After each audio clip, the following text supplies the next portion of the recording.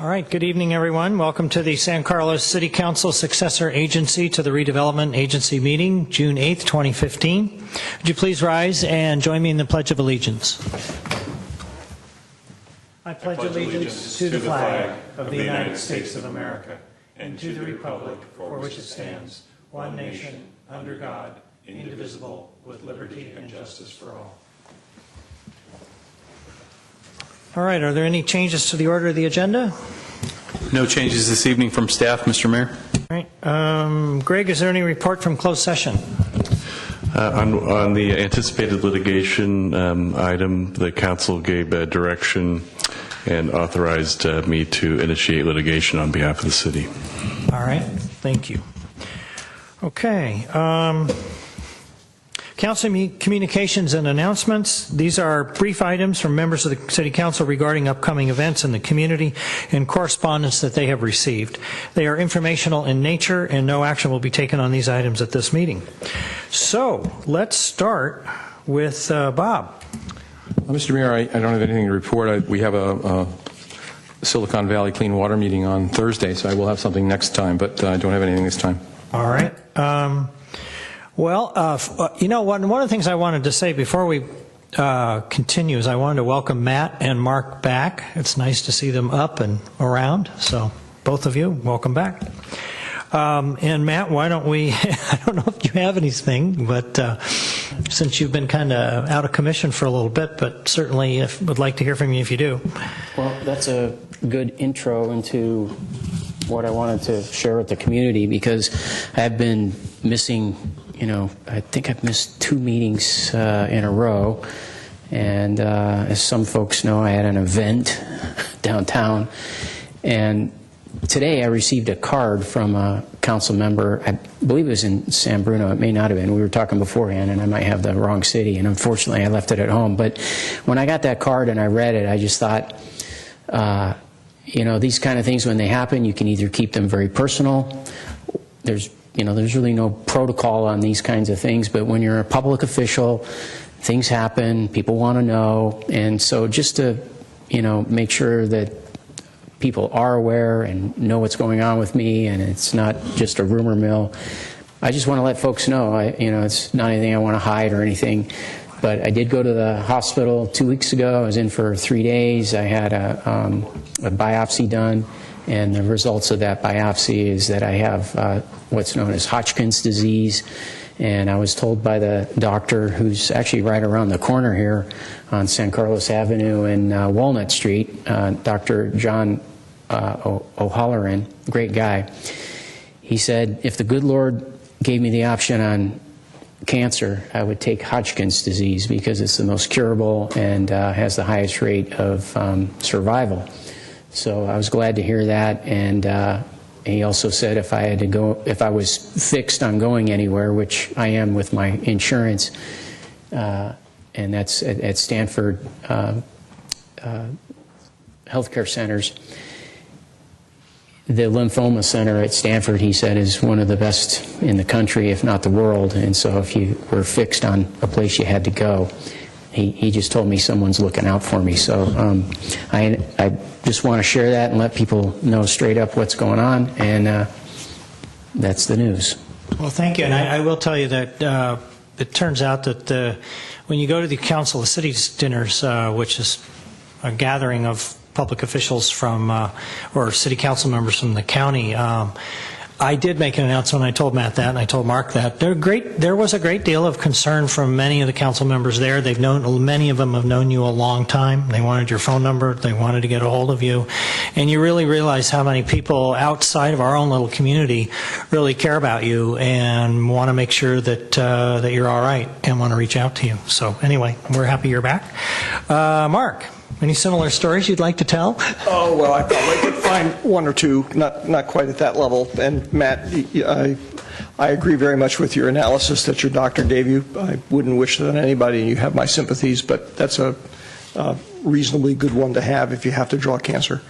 I missed the last meeting my story is not quite as interesting. I was involved in a small motorcycle accident. I will say that I was very glad that I remembered that day as I was leaving my driveway to turn on my crash detection app that I had purchased. It turns out you can all sorts of apps on your iPhone.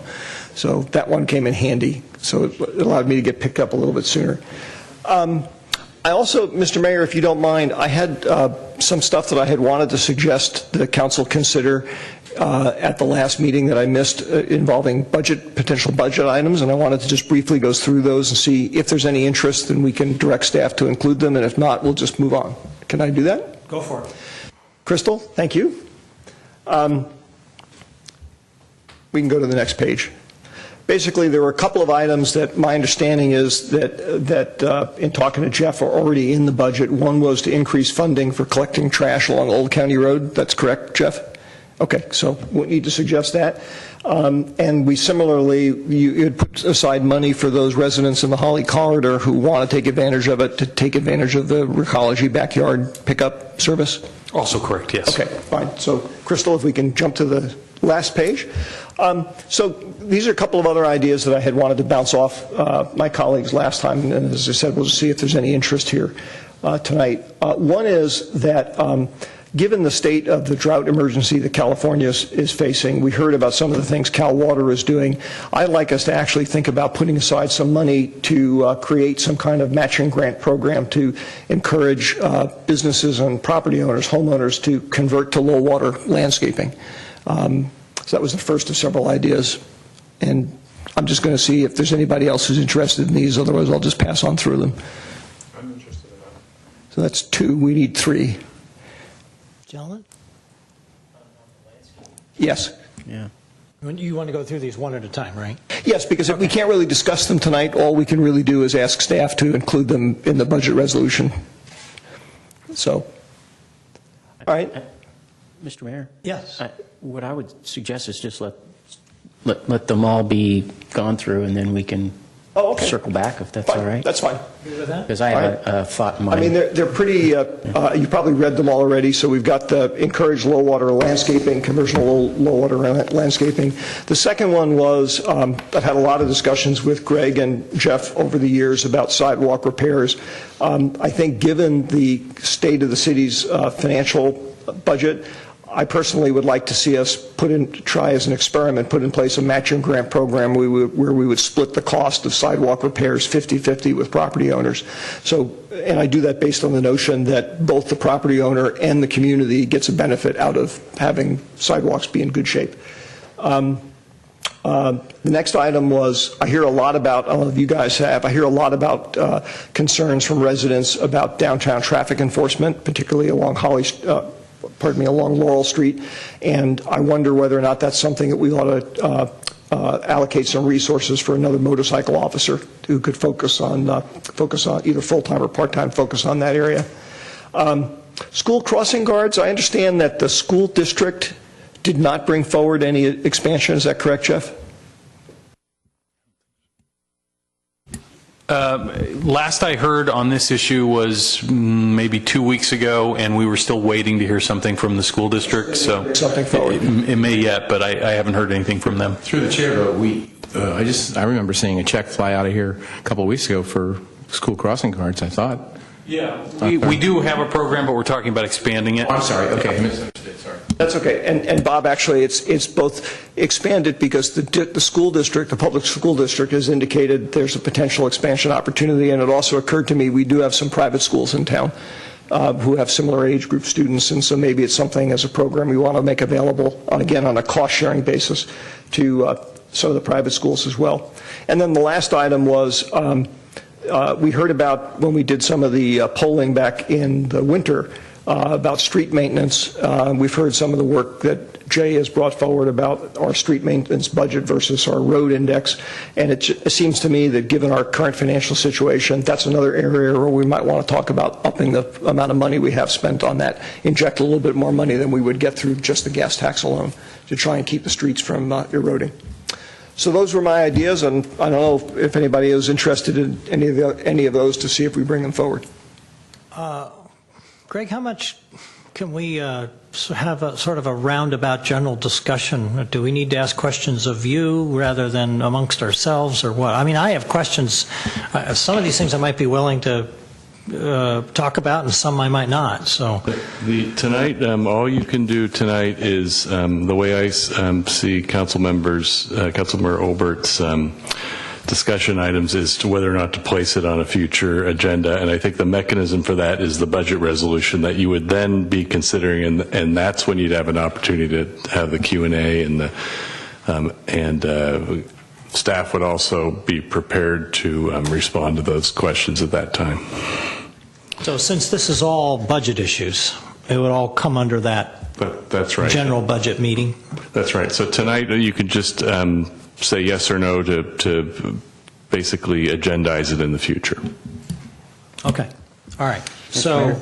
Matt? Through the chair. Yeah.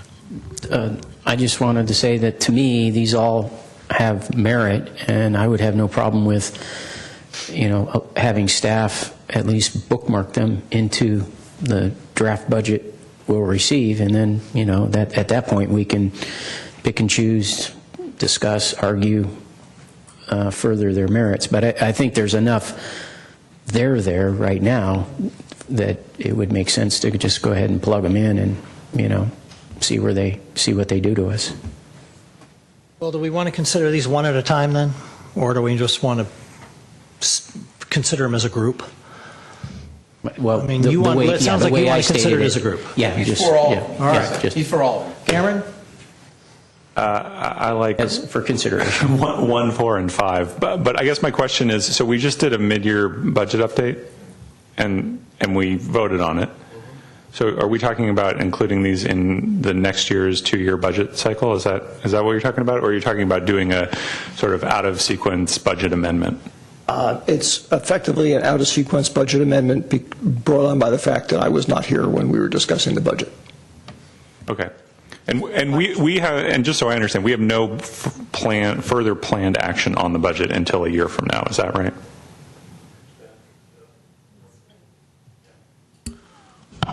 Yeah, that's correct. It comes back in the spring, so there's no planned action at this point. So you're basically talking about amending the budget. There's really no reason to take these as a package, except for they're being presented tonight as a package. You could take them one at a time on agendas and make changes to the budget.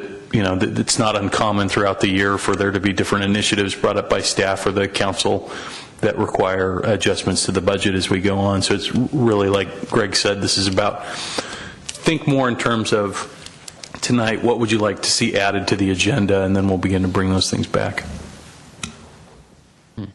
All right. Well, I'm not sensing a sort of a consensus here, so maybe we ought to do them one at a time. Let's just start with the Cal Water matching grant. Mark, I know that's one that you want. Well, you can assume I like all of them. Yep. Okay. I know that. I know that. Really? That's one, and I think. Cameron, you said that. Yes, I think it's a great idea. All right, gentlemen. He already said he's for all 5. Well, All right. actually, I was misunderstanding on where we were. Just want to make sure. Not having been at the meeting where the budget was discussed, and hearing the city manager pointed out the way that he did. The thing that I'm most interested in is item 2, or the second bullet, and item, whatever this last one is, I guess 5. Okay. So we'll assume that 1 and 2 are now on the agenda. Because I assume you want one then. I didn't hear you say it, so. I didn't hear you say it, Ron. I'm sorry. No, I was. That's why I asked Matt, and you said that he was for all 5. So I was assuming he was the third on number 1. Is that not the case? No, that's not the case. Sorry, that's my fault. Yeah. When I said I would consider all of them, I was not, since I wasn't here for the budget meeting, I was misunderstanding the process. Okay. I think we're all trying to get this process Yeah, I thought done. we were seeing the budget this June. Right. As and we're not, because of the 2-year budget process. All right. Am I right on that? Okay. So that said, the ones I could support having amendments made to the budget for would be number 2 and number 5. Okay. There we go. All right. I'm just going to make notes here. Cameron was 1, 4, and 5. Okay. 3 votes for 5. So 5 is already done. Bob? 5. 5. Okay. So that's all right. So we're left with 2, 3, and 4. All right. So I'm good with. We're left with. We already have 5. We need to come up with a third on 1. I'm good with 1, so that's fine. 2, I'm not. What about 4? 4, I don't mind talking about that either. So that's 1, 4, and 5. we got 1, 4, and 5. Okay. Are we good? All right. Thank you. All right. You're welcome. Sorry that took so long. So it seemed kind of convoluted. Going to make the 22 minutes. Was there anything else, Mark? That wasn't enough? No, I just wanted. No, Mr. Mayor, thank you. That's all for now. All right. Thank you, Cameron. Just a couple of meetings that I attended that I wanted to update you guys on. 2 weeks ago, I attended the first meeting of the Community Choice Energy Steering Committee. What this is a proposed, essentially, joint powers authority that would buy cleaner electricity and make it available to customers, both residential and commercial, in San Mateo County. It was a big meeting. I think there's like 30 people on the steering committee. And we got a presentation. It was facilitated by a former councilwoman from Mill Valley, who the county has hired as our consultant. She ran the process of creating Marin Clean Energy, which is a similar organization up in the North Bay. And what they've seen there is they're able to offer cleaner power at a cheaper cost. And so I think that is an exciting proposition for our county. There's going to be monthly meetings of this steering committee throughout the rest of the year. And they're on a relatively ambitious time frame. Ultimately, it's going to require a vote of the council for San Carlos to participate. This morning I attended a board meeting for the San Mateo County Library Board, which oversees 12 libraries in San Mateo County. We approved the budget. The San Mateo County library system is in excellent financial health. So much so that we are doing a lot more sort of one-time funding and capital funding of programs, facilities, projects. We're doing about $8 million system-wide of one-time improvements this year, which is really great. There's no specific line items for the San Carlos Library, but a lot of the programs will touch the San Carlos Library, and just in general, the library system is in remarkably good financial condition. Last week I attended the San Mateo County Transportation Authority board meeting, which I'm a new representative for. The most significant thing, and it's a fairly big news for the city, is that we approved $1.5 million in design funding for the 101 Holly interchange project, and that was something that we moved up a little bit ahead of schedule, so that's great news. It was a unanimous vote. And the rest of the meeting, we focused mostly on Caltrain modernization issues, talking about kind of really the main thing is Caltrain has to, and the JPB has to order a bunch of new Caltrain cars to accommodate kind of new plans on the stations working together with high-speed rail, so it was an interesting presentation. Lastly, I would say I attended the open house at the Black Mountain Properties this weekend. Again, it was our second big community open house. I don't know how many people were there, Jeff, but a couple hundred. Lot of positive support. Really well done event by staff. I think there was a lot of energy, and I'm very excited to see what the results of our upcoming survey are. So that's what I got. All right. Thanks, Cameron. I just had a few things. I had the good fortune to attend the Healthy Cities Tutoring Volunteer Recognition event held here last week, and this entire room was filled. I was a little envious that we don't have that many people at council meetings, but it was a great affair. A lot of people got awards for their service in tutoring. I also went to, I'm on the Caltrain Modernization Task Force, and we had a very long and robust special meeting presentation, some of which Cameron touched on. Just a couple of notes from that. Ridership is now at 60,000, over 60,000 riders a day. In 2003, it was around 24,000. So it's getting close to triple what it was. They've had to add another one of those, they call them bombardier cars, or they call them bomb cars for short. They've added a sixth car to those more modern car trains. They're still looking for ways to maximize the capacity. They definitely have an issue with bikes. More and more people are bringing their bikes. A lot of bikes are getting bumped because of the increase in passengers. A long discussion about building bike storage units at as many train stations as they can, because they did a lot of service. One of the things that impressed me is that Caltrain does a lot of surveying of its passengers. And one of the things that came up was that there's just not enough bike storage units at various stations along the route. So that's why a lot of people bring their bikes, and of course a lot of people bring their bikes because they want to use them when they get to their destination. But they also found out that if there were more bike storage facilities at these stations, a lot less people would ride their bikes. So that's something that they're working on. And one of the other things we talked about was the level boarding on the trains. It turns out that the level boarding for Caltrain commuter trains is going to be different than what the level boarding is for high-speed rail.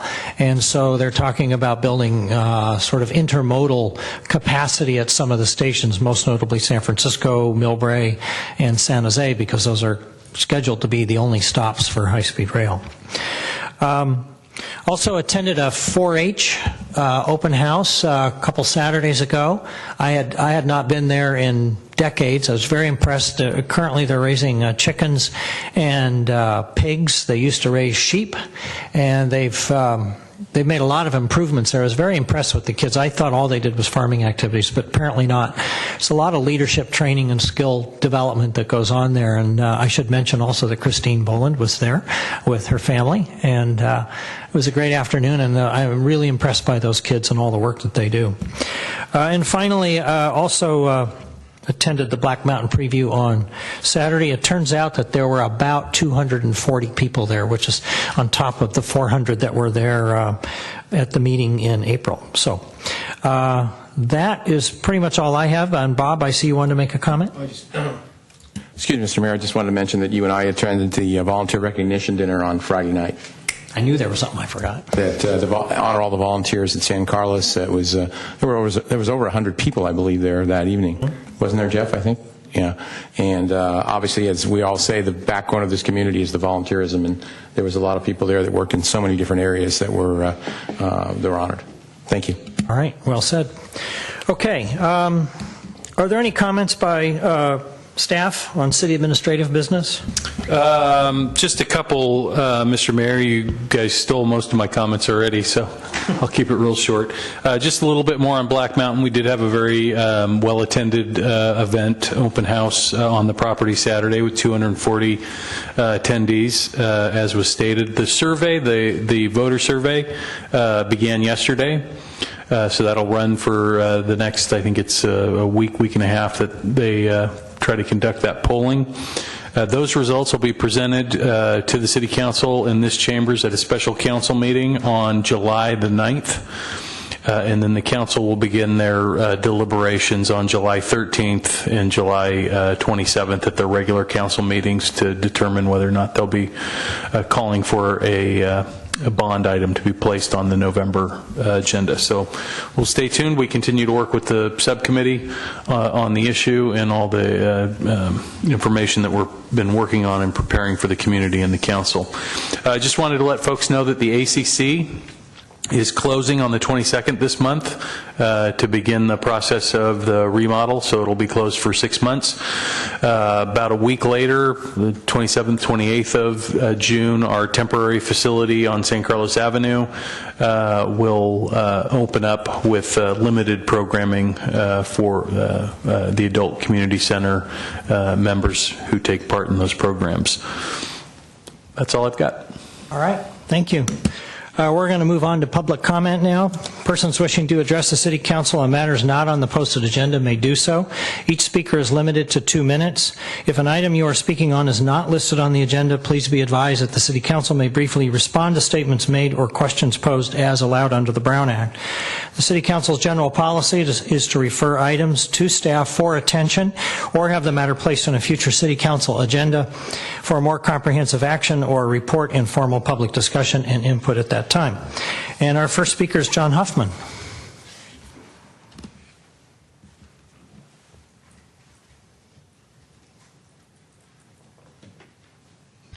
John Hoffman, Crestview Drive in San Carlos. Mr. Mayor, council members, you are considering an ordinance for the city which would limit or eliminate unwanted and unnecessary dropping of newspapers and other circular material on people's private property. I urge you to make this an opt-in rather than an opt-out. You represent the people of San Carlos. I know that the Examiner particularly and other people wished you represented them instead, but you don't. You represent the best interest of the people of San Carlos, and I hope that you will take that into account and make the system an opt-in so that only those people who affirmatively decide to accept the material will be the ones that receive the material. I will further comment that Eric, although he's a really nice fellow apparently, is totally incapable of controlling the people who deliver the paper.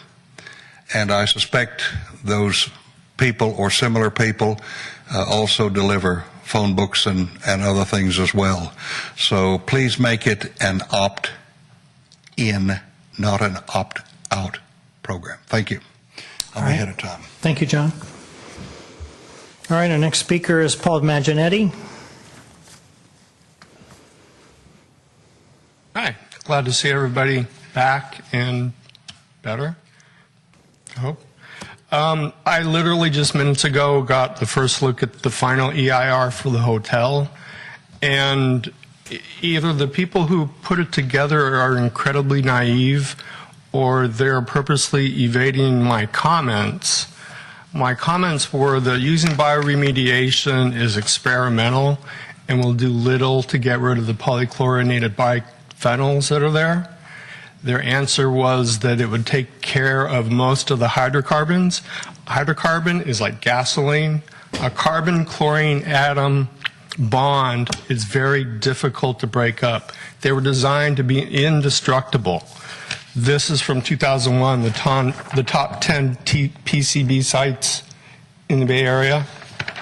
Number 1 is Delta Star, and we're down here number 4 at the Pulgas Creek pump station. So all the way from Delta Star to Pulgas Creek, that land has been poisoned, and the city has benefited from revenue from that. And I really think that they're obligated not to just pump some bacteria in there, get a backhoe, put it in a dump truck, get it out of there, or it's going to eventually end up in the bay. Here's another photo showing Silicon Valley. There's the industrial city, South San Francisco. That's us right there. We have one of the highest concentrations of PCBs in the Bay Area. Again, this is not something you should ignore unless there is something wrong with your values or your morals. Thank you, Paul. All right, next is Dimitri Vandelos.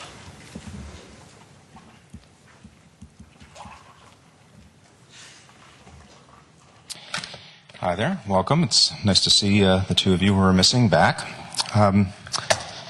I'd like to echo Mr. Meginetti's comments. A PCB is something like Agent Orange. You guys have heard about what Agent Orange is. A volatile organic compound is a gasoline. So imagine if someone was building a hotel and you owned it. And the city said, well, we can clean up the gasolines partially by using this experimental remediation, but we're not going to do anything about Agent Orange. So enjoy your life on your new building site, because we're not doing anything about it. That's exactly what was answered in this EIR. This is immoral.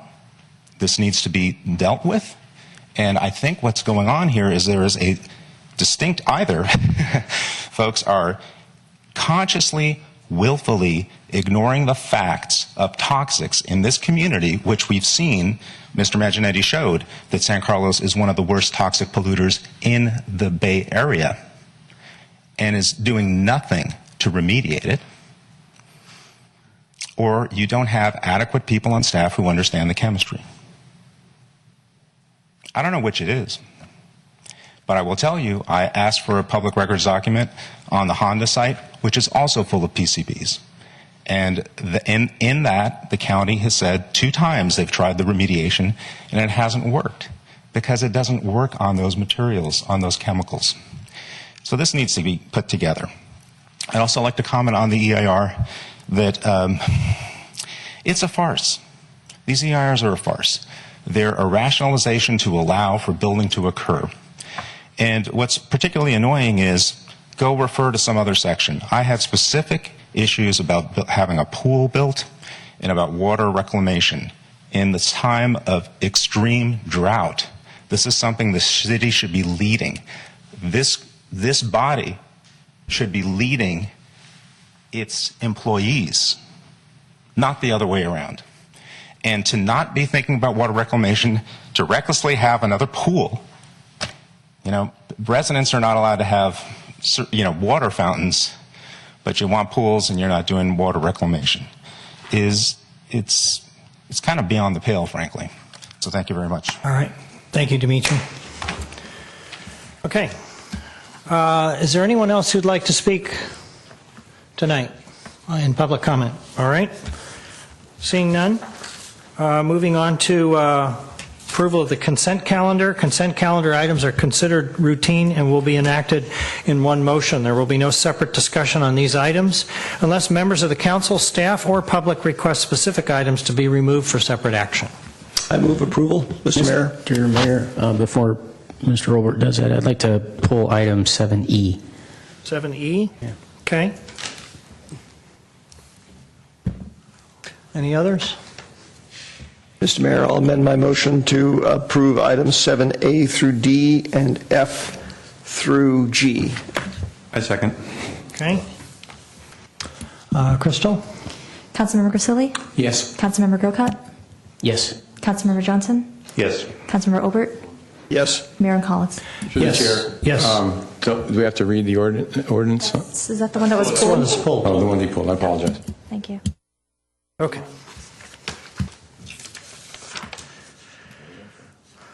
Okay, moving on to item 8, reports to council. These are updates on key city projects by city department heads and staff and city council subcommittees. They are informal in nature and no action will be taken on these items at this meeting. And we have item 8A is a report to council on update of PG&E line 147. Good evening, Mr. Mayor, members of the City Council. This report this evening will actually be briefer than we were hoping it would be because there's not a lot of new news to report on Line 147. But I'll back up a little bit and begin with talking about just the recent history that we've had with Line 147. Line 147 is a PG&E owned and operated natural gas transmission line that essentially runs from one end of Britton Avenue to the other in San Carlos. It's been the subject of some contention over the last several years between the city and PG&E as to the state of the line, the records of the line, the materials that the line have been made that are in the ground. And that has resulted in PG&E agreeing to do an inline inspection program, which is essentially they put a series of high-tech robotic probes through the line to determine the health and safety of the line. That process began last January after PG&E made some modifications to the geometry of the line in a few areas, changing some twists and turns to allow the probes to be able to properly navigate them and collect the proper telemetry to be analyzed. In January, when they were doing this, they had a problem with the second tool, which was damaged as it went through the line. They stopped the testing process at that time and decided that what they needed to do was reconfigure the line in a couple other areas. Most notably, folks have probably seen the work that's being done at Alameda and Britton Avenue. That's where they're changing some bends in the line to be able to accommodate the probes passing through them. As the work was done in a couple of locations that are actually off Britton on the hillside area behind homes there, PG&E discovered some dents in the line this last month. And the dents are from the inside out, so it was damaged internally. Those sections of pipe have been removed and sent back to Houston to a laboratory for testing to determine hopefully what caused the defect in the line, and to also analyze how strong the line, those damaged sections, remained. The California Public Utilities Commission has jurisdiction over this process. We've been in contact with the CPUC numerous times over the last many weeks on this issue. They have allowed, just in the last couple of days, the testing to begin in Houston of the line for the non-destructive components of the test, and they are still working with PG&E on the protocol for the destructive tests. Ultimately, what they do is PG&E would like to test that segment of line that's in Houston to its breaking point to determine exactly how strong it was in its damaged condition, and that criteria is still being evaluated by the CPUC. PG&E has remained committed to the inline inspection testing process. Staff still believes that that's the best and most appropriate way to determine the overall health and safety of the line. However, until such time as the CPUC gives the all clear, the line is going to remain in what we call a shut-in state. In other words, there is gas in the line up to about 125 pounds of pressure, which is roughly about a third of its normal allowable pressure. So it's a greatly reduced state, virtually inoperable, and it's shut in, so gas isn't flowing through it. But they do need to keep some gas in the line to help maintain the integrity of the pipeline from settling and those kinds of things. And then also that little bit of gas, it kind of functions more like a in-ground propane tank because it is feeding the distribution system, the gas lines of residents in certain parts of the community. So it will be kept in this inoperable shut-in state for the foreseeable future. Could be could be a couple more weeks, could be a couple more months until the CPUC is satisfied. I think it'll depend a great deal on what the testing that's being done in Houston tells the pipeline experts and engineers at the CPUC and PG&E about what was going on with Line 147 when it incurred that damage sometime in the past several months. So that's my report. I'm happy to answer any questions. Our city attorney is also here to answer questions, as well as our Public Works Director, Jay Walter. All right. Mark. Thank you, Mr. Mayor. Thank you, Jeff, for that report. I'm glad to hear that effectively the line is shut in pending further information, since I honestly think that's where we needed to be for a while. One question I guess I do have from your description, Jeff, is do we have any sense about whether or not the way in which that first pig, the first robot, was sent through the line, whether or not that contributed to the damage that was seen? We don't have any testing evidence yet back on that, but we do have anecdotal evidence that one of the two probes that was put through the line last January, one PG&E worker had said to a staff member in San Carlos that particular device, and these are pretty big, Caterpillar-type devices that are going through this line, came out in 25 pieces. So we suspect that is the most likely cause of these dents inside the pipe. Which then would raise another question, which is, do we have any sense as to whether there are any other dents in the line? We don't know. We can't answer that question, obviously, in the entirety of the line, but when PG&E opened up the line in both of the locations where they're doing work, they did put inline cameras into the line for, I think, 700 to 1,000 feet in each direction from the openings, so that does cover a significant portion of line 147, but not the whole thing. And then, hopefully the inline inspection tools, once that's actually accomplished, will be able to tell you exactly the state of the entire line. Well, agreed. And again, I'm glad that they're being a little more transparent and open about the way things are going on. I just would encourage them to do more because it sounds like this is better, but not as good as it really ought to be. And we're still left with the issue, as we've been for quite a while, which is we don't really know what we can tell the citizens of San Carlos. And that's troubling to me. I'm sure it's troubling to everybody else up on the dais. I'm sure it's troubling to everybody in staff, too. So, thank you. All right. Matt? The only question I have is, I think one that, if I were living near the line, especially, I would be asking, and I was listening for in your report, but didn't particularly hear. You may have said it, but just from a safety factor, kind of like they were asking me at the hospital on pain, on a scale of 1 to 10, where do we sit on the safety factor given the condition of the line and the amount of gas pressure that they're allowing currently?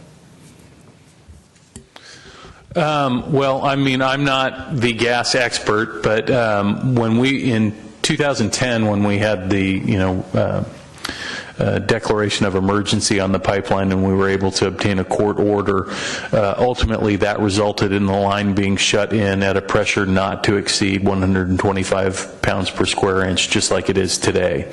So this is the safest configuration that the line can be in, according to experts.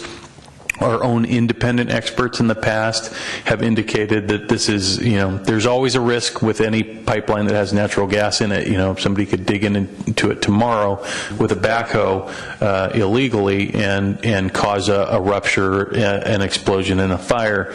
This would be nowhere near what you saw in San Bruno, based on the fact that there isn't a constant gas flowing through the line and the fact that it's a much reduced pressure. So, if you're going to force me into your 1 to 10 scale, I'd say it's probably a 2 or a 3. Thank you. Okay, any other questions? Okay, let's move on to new business. This is 9A, consideration of introducing an ordinance amending various chapters of the municipal code, including chapters 10.48, 12.04, 12.08, 12.20, 13.05, and 15.36. Jay. Good evening, Mr. Mayor, members of the City Council. Jay Walter, Public Works Director. And tonight we have for you a series of amendments that we'd like to have you introduce to change the San Carlos Municipal Code. The Public Works Department works and uses many sections of the municipal code in our daily operations. And so there are times when we come up with various little small tweaks that we'd like to make based on permits that we issue and other things like that. So tonight is one of those ones where it's been a while, and so we felt we were ready to come to the council with a number of these items to adjust the municipal code. So as I said before, sometimes we amend the municipal code for minor corrections. That also helps us to clarify procedures that we have in dealing with permits, especially in our sewer section, public services section. Sometimes there's changes in state law, and sometimes we have different standards for development that we want to bring forward. So a number of these things fall into these categories. And so tonight, our city engineer, Grace Lee, is here. She'll walk through kind of the basic idea for each of these changes, and then we'll have an opportunity for council to have questions at the end of that. So I'll turn it to Grace. Good evening, Mayor, Council members. Grace Lee, City Engineer. I'll be going through some of the changes in the various chapters. The one you see before you is the chapter on truck routes. The current designated truck routes are Bayshore Freeway and El Camino Real. The purpose is to provide for more connectivity. So staff is proposing to add Industrial Road, Britton Avenue from Industrial Road to El Camino, and Howard Avenue to Industrial Road and El Camino. For the chapter on sidewalk repairs, maintenance of the sidewalk is the responsibility of the adjacent property owners. The city would go out and mark the sidewalk, send notice to the property owners, and the proposed change here is to increase the time allowed for the property owners to make repairs from 10 days to 30 days. For the chapter on grading and street moratorium, for grading permits, the current threshold is 15 cubic yards, which will, anything more than 15 cubic yards will require a grading permit. And that's kind of a low volume to have for, and this is not off-hauling, this is just grading on site. A more typical unit would be 50 cubic yards, so staff is proposing to increase that threshold from 15 cubic yards to 50. The current street moratorium is 2 years. Staff is proposing to increase that to 5 years and to include a moratorium waiver. And that waiver will require any excavation within the moratorium period that is greater than 100 feet. The applicant will have to slurry seal after the excavation from curb to curb the entire length of the excavation. And for excavations that are less than 100 feet, the applicant will have to pay a $600 fee per opening, and the money will go back to the program for street repairs. Grace, I have a question. What is the street moratorium, 2 years to 5 years? What does that mean? So street moratorium is whenever, when the city goes part of the CIP project and either slurry seal, reconstruct, pave, any kind of street improvement work that's done, we would want no excavation in the street for at least it's currently 2 years, but we're going to increase that to 5 years. So we're not going to allow any kind of excavation in the streets for once we've gone through and repave it. And obviously that's so that we can preserve the condition of our streets. But there are, from time to time, there's instances where that can't be coordinated, and maybe PG&E or some other utility company needs to go in with that 5-year period, and that's where the moratorium waiver comes in. They can apply for a waiver, but if the excavation is more than 100 feet, then they'll have to, after they're done excavating, they'll have to slurry seal it back from curb to curb. Okay. And Because I'm thinking of sewer laterals. Yes. So Okay. for sewer laterals that are less than 100 feet, so per cut, they'll be paying a fee. Like you said, when you said can't do it, and I'm going, whoa, I can see. Okay, got it. So we okay, great. Okay, so for the chapter on public landscaping, that's landscaping in the public right of way. The maintenance responsibility is the adjacent property owners typically. We do have a few blocks in our ordinance that the city maintains public landscaping, and we're adding language for the Laurel Street section where we're clarifying that it's only the 600, 700, and 800 blocks of Laurel Street that the city will be maintaining the landscaping.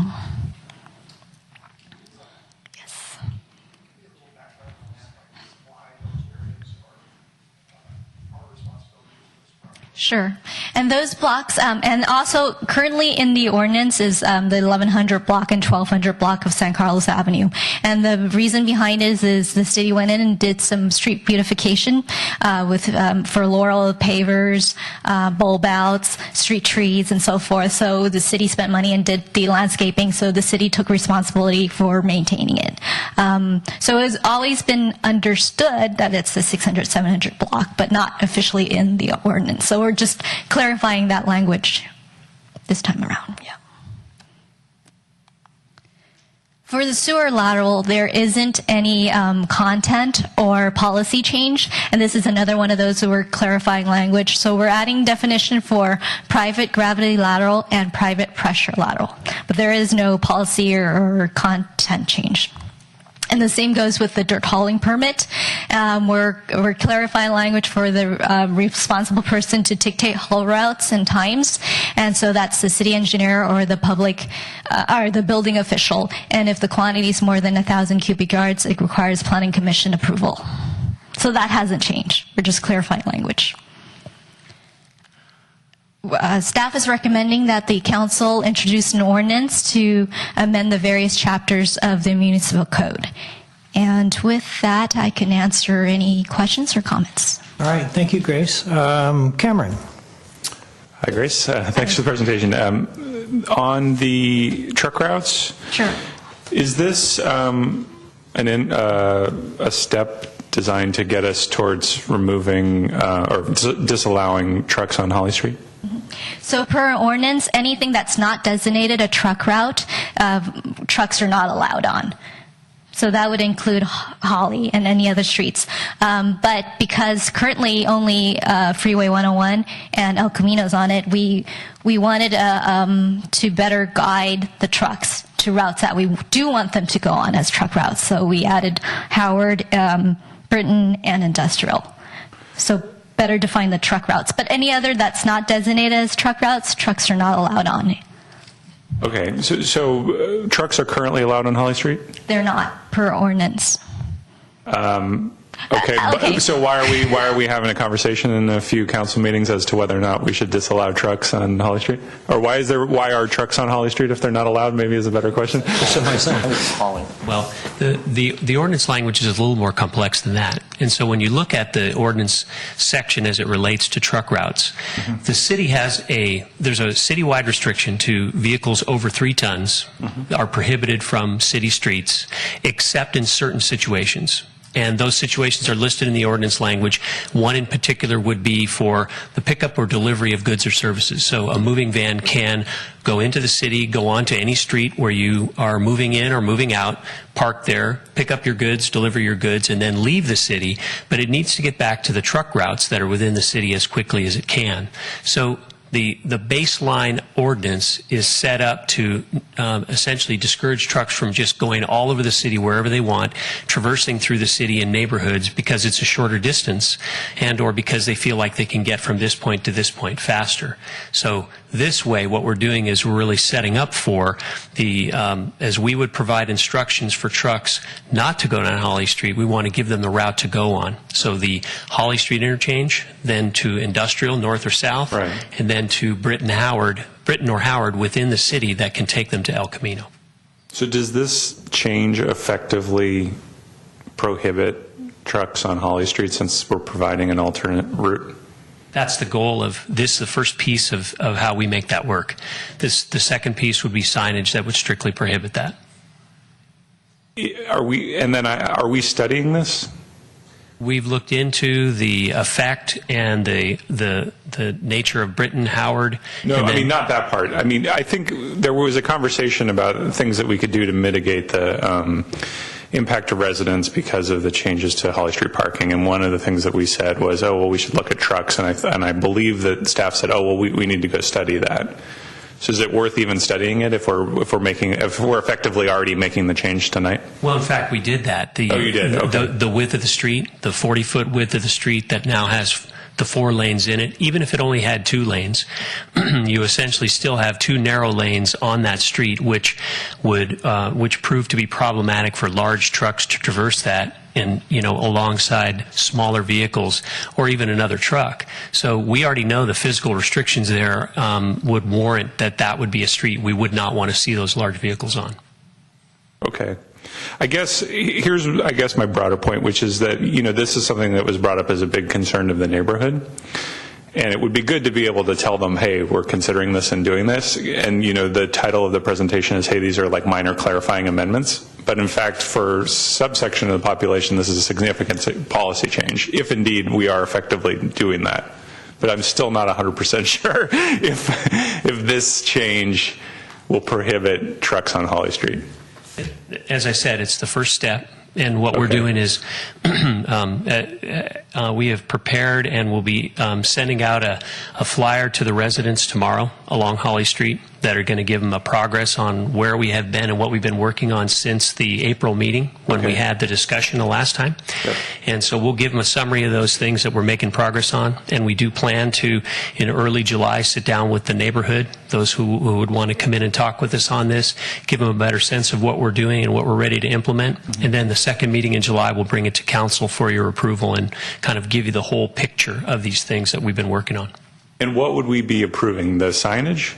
It would be the cost of implementing the signage, because some of these signs, there's a type of sign we're going to be implementing and the number of signs and that kind of thing, which will have a cost to it, a capital cost to it. Okay. I guess, I sometimes feel, and this is just a sort of editorial comment, that there are things that are brought before us and they're labeled more as cleanup or, clarification or other things that are in fact progressing kind of a policy that we've all set forth, and it would just be good to call that out if indeed that was the intent of putting a truck route down Industrial and down Howard. One other quick question on the sidewalk repair, just so I understand, we've increased it from 10 days to 30 days. After 30 days, I know we have the machine that goes out and grinds down people's sidewalks. Is that what happens after the 30 days, or is there some notice that starts? Or No. Do you want to take that one? Okay.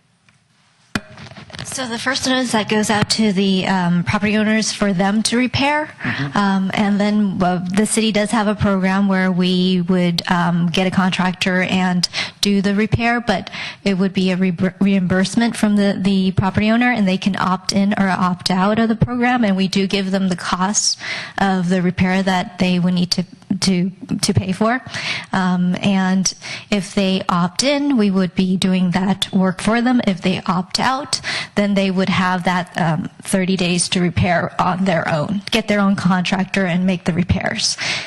Okay, and what triggers the clock? Because there's obviously thousands of sidewalks in San Carlos that need repair. So is it someone reporting it, or the city noticing it, or?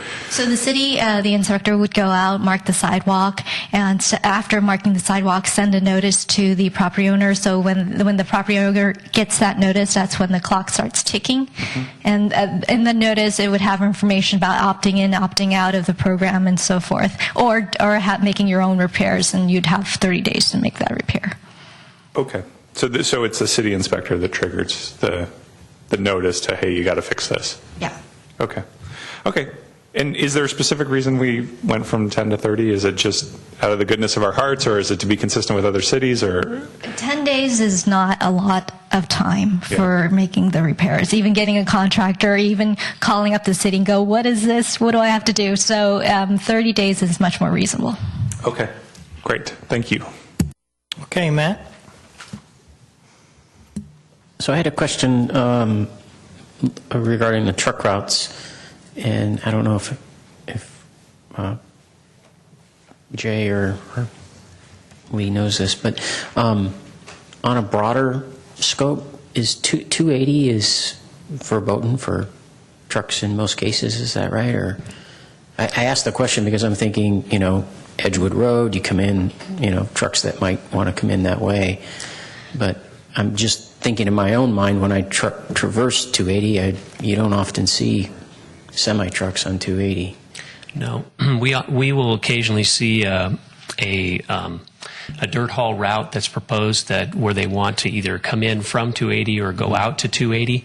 But generally speaking, you're right. 101 is the primary route for trucks, and for San Carlos, the access to 280 or the access to 101 is certainly more convenient than going all the way up to 280. Because we don't have any direct connection over to 280, we didn't progress any of our say truck routes further to the west, because we're just really getting into our residential neighborhoods, and we'd rather have them be focusing on east. El Camino is as far west as we want them to go. And so, okay, you just kind of answered my other follow-up question, was that seeing, even my, gut response when I saw Britton and Howard, I'm thinking, people who live on Britton and Howard in the residential are going to see this and go, wait, this is getting into it's going to go past my home or something, but it's not, because we're just talking to El Camino, and then they're expected to go left or right. That's right. And as I said before, there are trucks that, for very specific reasons, go up into the neighborhoods for things, construction, moving, other kinds of stuff like that. We can't prohibit that, but we certainly can keep them from kind of making shortcuts and going different ways through the city where we don't want them to be. Okay. And then I had a question regarding the Laurel Street landscaping and that clarification. And I guess it's a question for staff or a discussion item for us. To me, that seems incongruous with discussions we've had about trying to incorporate all of Laurel Street into our economic development and so forth, to sort of equalize the whole street from Eaton to at least Holly Street as being seen as one contiguous business district that's healthy and vibrant and so forth. And I think one thing that helps these blocks is that we do have a handle on the maintenance of the landscaping. So any response from you on that aspect? So the obvious first three blocks of Laurel Street being built at the same time that the two blocks on San Carlos Avenue were built. The reconstruction project. The reconstruction project have been maintained, by our city's landscape contractor and probably city staff before that. For all that time. We've had sort of a hit and miss approach to the rest of Laurel. There's been some city maintenance done down there, but there's also been the private property owners doing maintenance on those trees and those landscape areas as well. I can see in the future when we do move down that path of having that, say, business district that extends south further on Laurel, maybe it goes 2 more blocks, maybe it goes the whole length. But until that time, it's been sort of hit and miss all the way down there. So my sense was, and my guidance to staff was, that this had been an inadvertent error, that these 3 blocks were not specified at the time this was added to the ordinance. And if we wanted to incorporate a change like that, what you're doing is you're clarifying current practice. If we wanted to really invigorate a policy, then we're talking a budget issue. That's correct. Okay. Thank you. All right, Mark. Thank you, Mr. Mayor. Just a couple of things. One is Jay and I had some conversations before the meeting started, sort of riffing off of what Cameron, you were talking to them about. I just want to make it clear that while I agree with Cameron's point that we need to make sure that folks know we are actually responding to community concerns about trying to take big trucks off of Holly Street, I actually think it's great that staff was being proactive about it based on our earlier direction from council and was moving forward and has already acted on something that I know I was expecting was going to take a bigger study to look into. So I do think it's absolutely right and proper that we make sure we advertise this and make sure people understand what we're doing. But, kudos for staff for pushing ahead on this. Can I make a quick comment on that? Sure. Sorry. Yeah, and I completely agree. It wasn't intended as a criticism of staff. It's just to say that given that it was an item that we asked to bring back, but then there was no mention of it in any of the prepared documents, that was the part that I just thought that there was a disconnect. So And I agree. That was the basis of the conversation I had with Jay, is that there was a disconnect. But I'd rather there not be a disconnect, but I'm even happier that they moved ahead with it. So that's the main thing. The other comment that I was going to make is apropos of the conversation you were just having with Matt. I'm not opposed to the city taking on formal responsibility for maintaining some of those sections of Laurel Street, but I do have to say, when Grace explained to me the history of that, one could almost look at that as saying, well, the community made an investment to improve the appearance of the property of some property owners along Laurel Street. And then on top of that, we said, hey, we'll take over responsibility for maintaining it for you. Okay? In other words, I could almost make the flip side argument, which says, hey, if we're going to invest money in here, then you need to step forward and maintain it. Okay? Because we increase the value of your property, basically, and so it's only fair that you do the maintenance of it. Not a big issue either way for me, but I do think we need to be a little careful about picking winners and whatnot. You know, what sections of Laurel Street we're going to put under city umbrella. What do we do when the folks from the east side come up and say, well, we need to expand that to old sections of Old County and whatnot? So there is some interesting policy discussion there that maybe we ought to have at some point. All right, thank you. Jay, my only question is on this vehicles over 3 tons. Can you give me an example of what would be under 3 tons that would be allowed, say, on Holly Street? Well, most passenger vehicles and pickup trucks, and probably many, you're probably pushing it when you start to see say dualies, dual rear wheel on each side, those kind of trucks, and larger. Certainly 3-axle trucks are more than 3 tons, but these days it's probably more likely just to say light-duty type vehicles.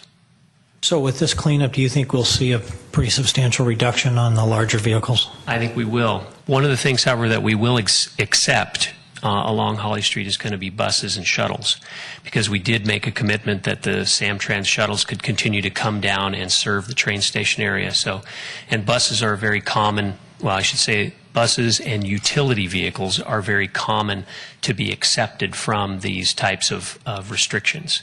So it's really commercial vehicles above a certain size that would be restricted from that area. Okay, great. All right, is there any members of the public that would like to speak on this issue? All right, seeing none, we are introducing an ordinance, I guess. Mr. Mayor, I move to introduce ordinance 1491. I'm sorry, 1491. Right. An ordinance of the City Council of the City of San Carlos amending various chapters of the Municipal Code, including chapters 10.48, 12.04, 12.08, 12.20, 13.05, and 15.36. I second. All right, motion, second. Any other discussion? All right, Crystal? Councilmember Grisilli? Yes. Councilmember Grocott? Yes. Councilmember Johnson? Yes. Councilmember Obert? Yes. Mayor Collins? Yes. All right, moving on to 9B, consideration of adopting an updated salary and benefits resolution for the management group for the period of July 1st, 2015 through June 30, 2017. Thank you, Mr. Mayor, members of the City Council. If it pleases the Council, I'd actually like to present both these items at the same time, since they're essentially the same report.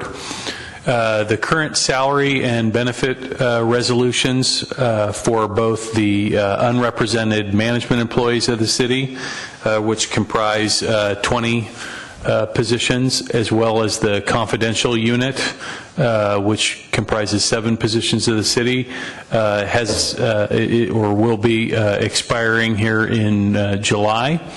The council has had closed session discussions on these items. The salary and benefit resolution in front of you is based on the direction of the council provided to myself in closed session, and I'll summarize some of the more significant points of these salary and benefit resolutions.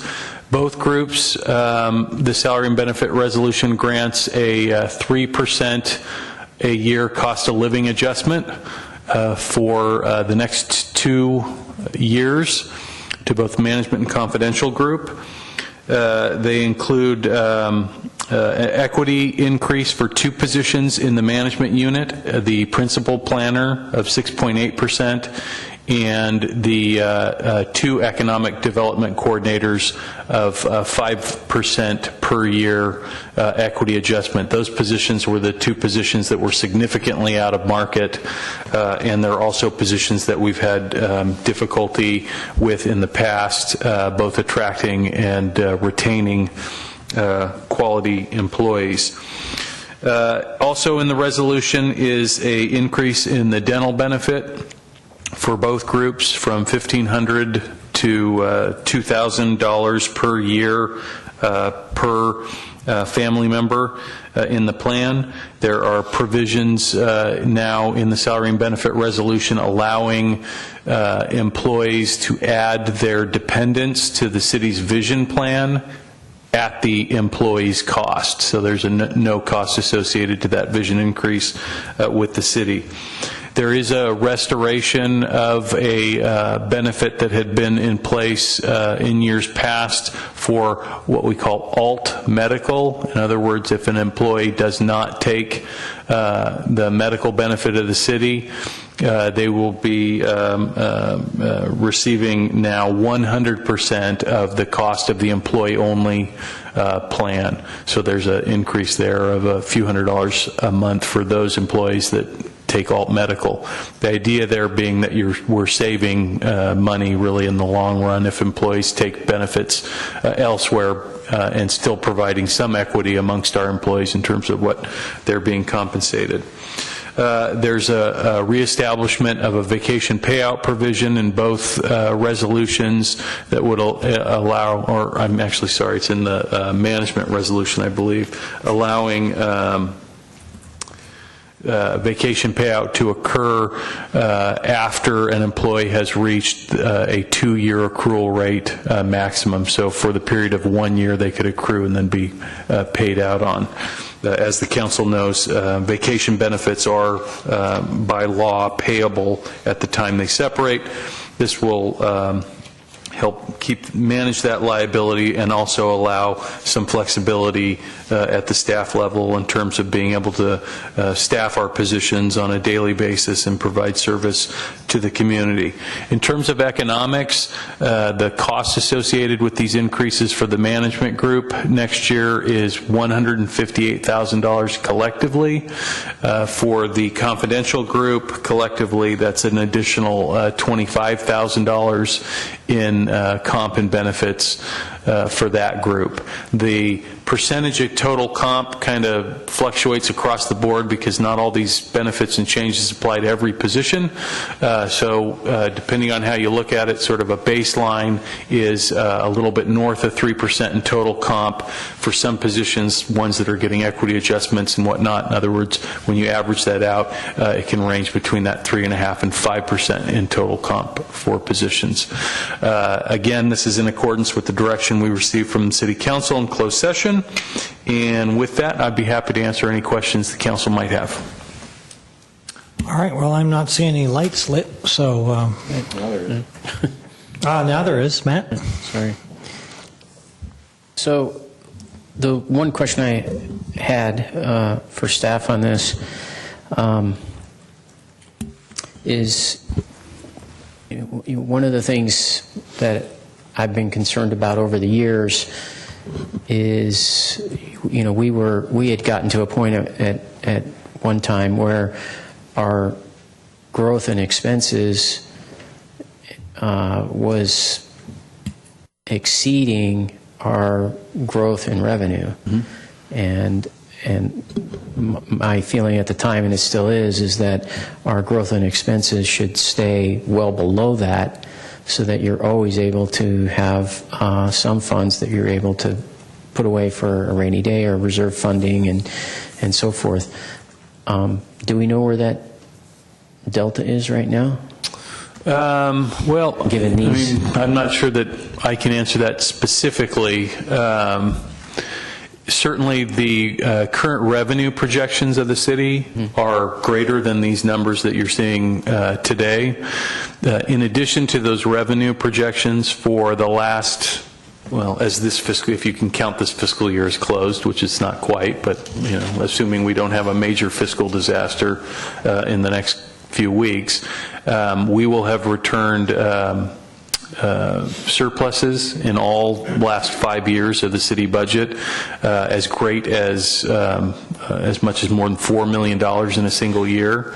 So certainly the budget's healthy. Our revenue projections are healthy. The other factor that's really coming into play right now is we have a much smaller employee base than we did years ago. We're around 70 employees. Back when all that started, we had more than 120 employees. So the share of the pie that goes to salaries and benefits is much smaller than it was back then, which allows the revenue of the city to actually be a greater percentage when you compare it to the growth rate of salaries and benefits. So, as your city manager in charge of fiscal sustainability for the city, I'm confident that we can afford these things, with the caveat that there's always unforeseen economic changes in the future that may result in having to take some benefits and pay away again. And in my estimation, that's okay. I think you ought to pay your employees a fair amount when you can pay that fair amount, and when you can't, then we all have to pull together to make sure that the bottom line is healthy and affordable. The council's sort of overall policy direction on salaries and benefits in the past has been that they'd like to compensate their cities at the average of other similar San Mateo County cities, and this package very much keeps us exactly in that middle of the pack position. And one other question. When we held our council retreat, one of the things we did hear from the staff is, this feeling that they were, I don't think, there wasn't really complaining, so I don't want to, make this comment the wrong way or give the wrong impression to the public, but there was this, there was comment that there's a lot of work to do and few hands to do it, and and we know that somebody goes on vacation and it puts extra work on somebody else when that happens, sometimes making employees reluctant to go on vacation. So potentially, and you're the city manager, so you know the situation. The need to hire new employees and what that could do to the budget and the revenue versus expense stream. Is there anything that you can comment on that relative to what we're looking at?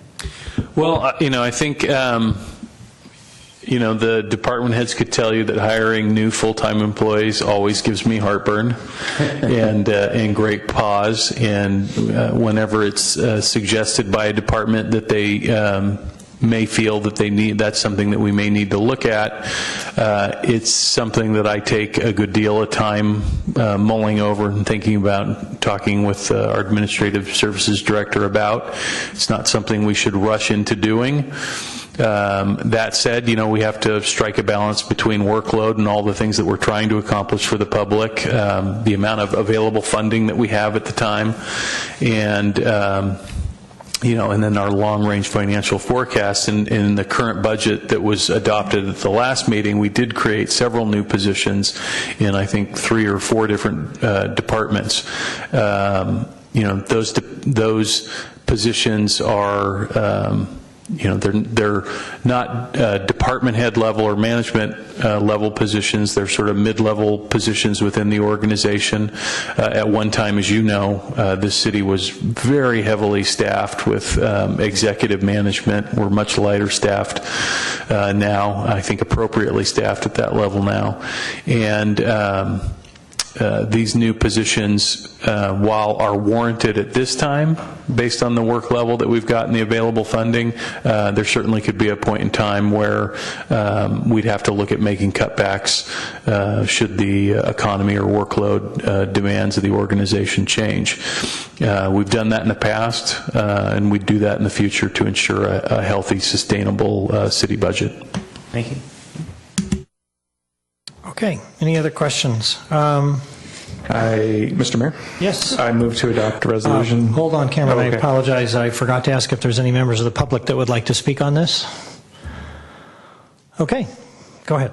I move to adopt resolution 2015-64, 64. a resolution of the City Council of the City of San Carlos adopting an updated salary and benefits resolution for the management group for the period July 1st, 2015 through July 30th, 2017. Second. Mr. Mayor, maybe you want to take these both, can we do that as a single vote on, or do you have to take them separately? They're set up as two separate resolutions, so I would prefer that. All right. Any other discussion? Crystal? Oh, Matt? Yeah, just, I won't say it on the second one, I'll just say it on this one. For me, I'm going to vote yes on this, but I just want to echo the comments I made earlier tonight, which I think I'm clear to do. There's one policy change that's been made with these two resolutions, and that has to do with the vacation policy of paying out for unused vacation, and that's not something I'm in agreement with. I think it's a better policy to, of course, offer vacation. It's, I think, state law requirement, but I don't think vacation is there for people to be able to cash out on it. I think it's there, as I said earlier, for the health of the organization and the health of the individual. But to me, that's not a strong enough, that being the only thing said that I don't agree with in what we're doing here. I'm ready to vote in favor of this. We have one more request to speak by Mark. Thank you, Mr. Mayor. I just wanted to, I was thinking about something that Jeff had said. I just want to reiterate that part of what I expect the city manager to do is it's always more cost effective to stretch existing staff further than it is to go out and hire additional staff. And many times it's actually the right thing to do because you don't know what the long-term demand is for a given staff position. I share, some of Matt's concerns, but I'm looking to you, Jeff, for you to manage that proactively and make sure that we never get into a point where we are burning up a lot of money that ought to be used for vacation time when we ought to be looking at hiring more longer-term staff positions. But if not, I'm happy to go ahead with the things that we're doing. I'm happy to accept those sleepless nights on behalf of the council. Okay. All right. Crystal? Councilmember Grisilli? Yes. Councilmember Grocott? Yes. Councilmember Johnson? Yes. Councilmember Obert? Yes. Mayor Collins? Yes. And Mr. Mayor, I move to adopt resolution 2015-65, 65. a resolution of the City Council of the City of San Carlos adopting an updated salary and benefits resolution for the confidential group for the period July 1st, 2015 through June 30th, 2017. Second. All right, motion and second. Any other discussion on this? Crystal? Councilmember Grisilli? Yes. Councilmember Grocott? Yes. Councilmember Johnson? Yes. Councilmember Obert? Yes. And Mayor Collins? Yes. And with that, We got Wheeler. we have to go. And with that, we're going to go back, which is what I really meant to say. Cameron, 70. 7E. Thank you, Cameron. So 7E. That was, thank you. I don't know why I didn't see it on my own sheet. Adopt ordinance 1490 approving a Wheeler Plaza plan development plan and related zoning map agreement amendment to rezone the project site from mixed-use downtown core MUDC zoning district to plan development PD zoning district at Wheeler Plaza, 1245 San Carlos Avenue, 1249 to 1265 San Carlos Avenue, and 657 Walnut Street. Thank you, Bob. Okay. Matt. Yes. Go for I pulled the item. I don't have any questions on it, but it does give me the opportunity even though it's kind of water under the bridge, being it was a 3-0 vote by the council, unanimous vote, you could say, on this item, and for the public's sake, because people at home don't necessarily know what this item is, it's basically the approval of Wheeler Plaza development. And had I been here that night, I would have voted as I'm going to vote now. And I want council members to know and the public to know, I did meet with the developer, had a special meeting with him to look at the current proposal and see what all the ins and outs were, the numbers, the statistics, if you will, the layout of the parking garage, et cetera. And I've always held that, number one, Wheeler Plaza is, it's owned by the city, of course, but that means it's owned by the citizens and people of San Carlos. And we made a special deal to allow this project to happen by selling it for $1, understanding we get ultimately a parking garage out of it. But to me, it really changes things in the downtown. And I felt like for people who moved here with a certain expectation of a feel for the downtown and so forth, certain density, we're really with two projects agreeing to change that extensively. The one project that we did earlier was the Transit Village, and now Wheeler Plaza. And so I felt like to do this project, there should really be a strong community benefit, and that's what I asked for.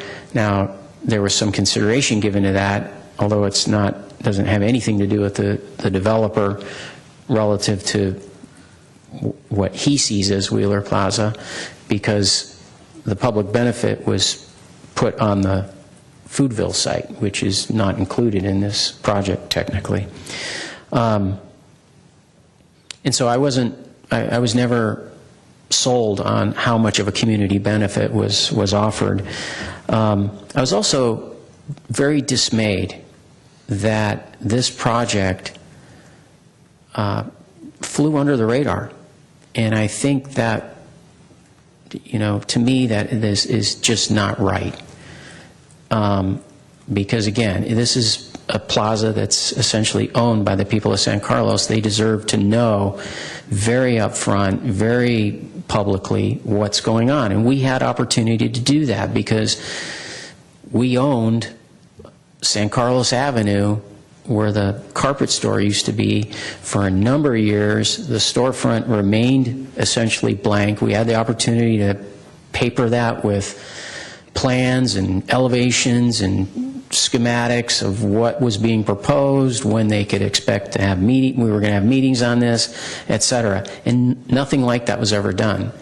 And, I know from talking to people that they were aware that something was going on, but had no idea of the time frame or exactly what was going on. Even oftentimes the business owners would, I frequent many of those businesses there on San Carlos Avenue. They would ask me, Matt, can you tell me what's going on with Wheeler Plaza? When's the next thing going to happen? So I just think the overall communication process was very poorly done. And I know this sounds like a criticism of staff, and it is. We know how to do this because it's been shown to me we know how to do this with the Black Mountain Water site. We're doing a very good job of letting the public know what our intentions are. And I know this is different because we're not asking the public to pay for a bond to help pay for construction of Wheeler Plaza. But again, it's their property. Collectively as a community, we own that property. And then my last comment on this is that, overall, this project to me is a part of what's going on in the whole Bay Area under what's called Plan Bay Area, or One Bay Area Plan. Myself, I don't like it. I don't like the density that's being introduced to the peninsula. And the price we're paying to have, I know it means a good economy in this area. We got all these high-tech companies and so forth. But when I look at the benefits versus the changes in quality of life that I've seen in my 14 years on council, it's when I ran in 2001 and campaigned on these kind of things, I didn't agree with it then, and I still don't agree with it now. So I'm going to have to vote no on this. And I'm actually glad it's on the consent calendar like this, because it gives me an opportunity to make some comments that I missed when I was out. All right. Mark, you want to chime in? Yeah, thank you. I think, as I recall, I was out for that one too, or perhaps not. I just wanted to briefly say that I'm actually excited to see that we're moving forward with this. I have a little bit of trepidation, like I know some members of the community do, about the impact of what this is going to look like in San Carlos. But there was a lot of time and effort devoted to this over the years, kind of studying it and considering different alternatives. For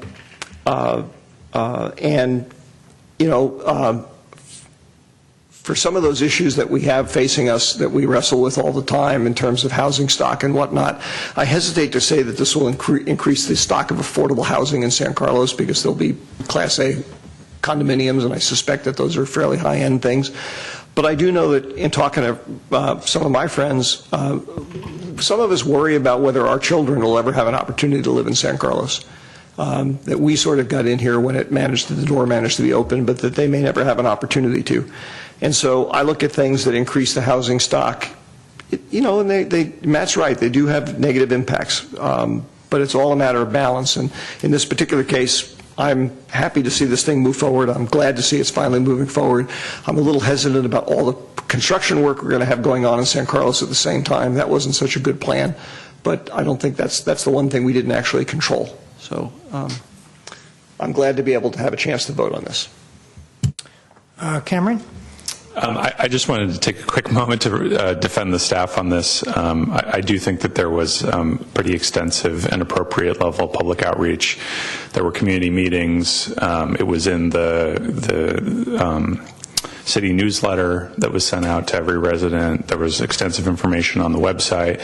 I personally was at the farmers market helping to staff the booth, and we had plans of Wheeler Plaza there, and I know it was there quite a bit last summer, and we had a lot of good conversations with people. So I think, respectfully disagree with my colleague. I do think there's been a lot of good information that's been put out in the public, and the staff has done a good job. I think that the reason we are voting for this, or the reason I support it, is because of the community benefits, which I think are extensive. This is a long time coming. This was a big priority of our now deceased late mayor Omar Ahmad, and I think it's going to be a huge asset to the community. Thank you, Cameron. And I'd just like to add that, following up on what Mark said, he said there's always negative impacts of moving forward. I would complete that sentence with, there's also negative impacts of doing nothing. But I would echo also what Cameron says, that I would add to that there were at least 2 or 3 town hall meetings that we had on this project. As a matter of fact, the week before Omar passed, I sat next to him in the library for a town hall meeting about this project, and that was 4 years ago. So I know this has been in the public eye a lot. There was another meeting recently, and I think there were probably others that I didn't go to. And plus, the final thing is that, talking about a community benefit, there is also a substantial contribution.